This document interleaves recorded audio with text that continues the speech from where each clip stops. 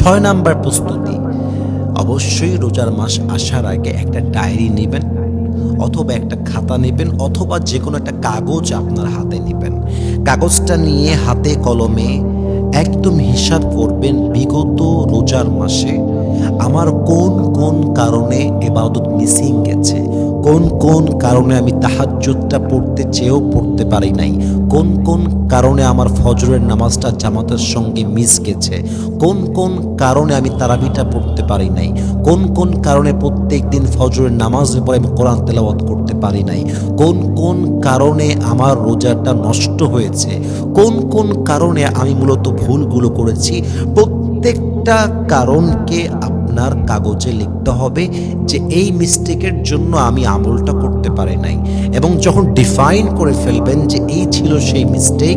সাথে সাথে নিয়ত করবেন আপকামিং যে রোজা আসছে, যে রমজান মাস আসছে,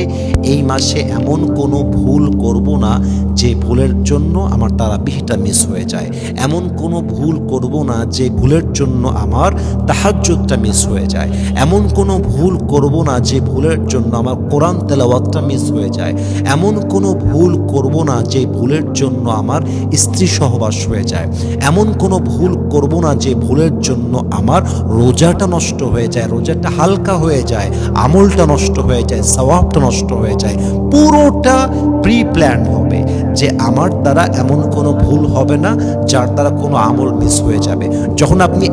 ডিফাইন করতে পারবেন, আইডেন্টিফাই করতে পারবেন, দেখবেন আপনার রোজার প্রত্যেকটা দিন হবে বেস্ট, প্রত্যেকটা দিন হবে এফেক্টিভ, প্রত্যেকটা দিন আপনার আমল দিয়ে ভরপুর হবে। বলেন সবাই আওয়াজ দিয়ে ইনশাআল্লাহ।